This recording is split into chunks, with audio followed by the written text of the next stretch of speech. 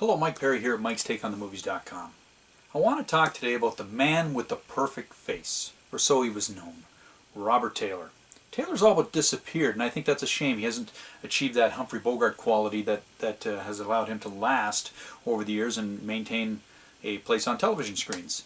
He had the looks, he had a strong voice. Back in the 30s, when he was getting his start, I think to a certain degree maybe it's held it against him, as he was known mainly as a leading man in women's films. Appeared opposite Garbo and Camille, Joan Crawford, The Gorgeous Hussy. That's too bad. I mean, he could play all genres: romance, noir, westerns, sword epics, as he went along, as he got older. As the 1930s came to an end, he started to appear in more aggressive films. Played a boxer, Killer McCoy in The Crowd Roars, that was actually remade with Mickey Rooney in the 40s. As the 40s turned, as the decade came around, Billy the Kid, but he would still maintain acting opposite leading ladies of the day. Vivian Leigh, just on Gone with the Wind, she's in Waterloo Bridge with Taylor, as well as Norma Shear in Escape, another good film. The war comes along, he enlists. I believe he was a flight instructor, served as a flight instructor or lieutenant during the war. Still took time, appeared in two war films, Stand By for Action and Baton. He was in that, good film, out on DVD, you can still get if you can pick up a copy. So as the war came to an end, I like to think he went into his noir period. Noir was a popular form of filmmaking in the late 40s. So he appears in High Wall, good film, Undercurrent, The Bribe, opposite Ava Gardner, familiar to noir fans, I'm sure. The 1950s come along, and he appears in Quo Vadis, and all of a sudden he's in sword epics, Quentin Durwood, Knights of the Round Table, Ivanhoe opposite Elizabeth Taylor. You get the two Taylors there. So he could fit into any genre. I mean, he's doing a great job. And like a lot of actors in the 50s that were getting a little older, Jimmy Stewart, Henry Fonda, those type of guys, they found a home in the Western. And Robert Taylor was no different. He made some good, solid Westerns. The Law and Jake Wade opposite Richard Widmark. And I'll watch anything with Richard Widmark, so maybe we should do a take on him sometime. But yeah, so he finds a home in the Western. The Last Hunt is a great film where he actually played against type, plays a bad guy opposite Stuart Granger. That's really one of the best films I think he did in the 50s at that point in time.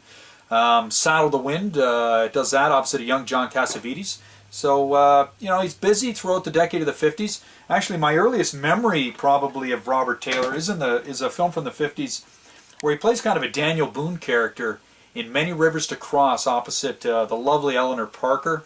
And she's got her sights set on him. She's a young frontierswoman woman looking for a man. He wants nothing to do with her. I love this film. It's action, comedy, just a lot of fun. I highly recommend this one. It's not high on a classic list, but as far as enjoyment goes, I can't think of a better one with Taylor over the years to tune into.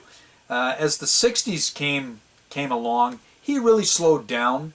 He did re-team with ex-wife Barbara Stanwyck in a William Castle flick called The Night Walker. But he kind of slowed down, went into television a little bit, and unfortunately he died in, I believe it was 1969 at the age of 57. Way too young. You know, at that time it would have been nice to see him appear opposite guys like John Wayne in the Westerns. He was the right age. I mean, Rock Hudson was in John Wayne's The Undefeated. I can see Taylor playing opposite somebody like the Duke. Taylor was a big fellow. And I think that's too bad. Really unfortunate the way it petered out in the 60s for him, and unfortunately he passed away at a young age.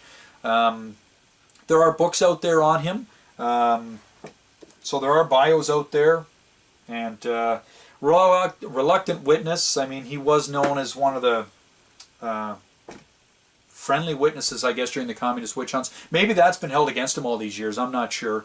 But there are some of his films out there, not all of them, but he was in enough A-budget films over the years that they've surfaced on DVD.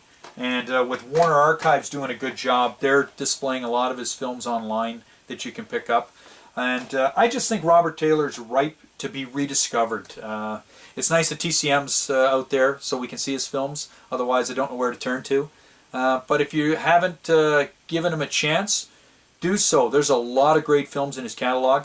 And so I won't focus on any one in particular, but as I always like to say, if you've already seen some of his films, watch them again. They're a lot of fun. There's a lot to offer of all genres, no matter what you like.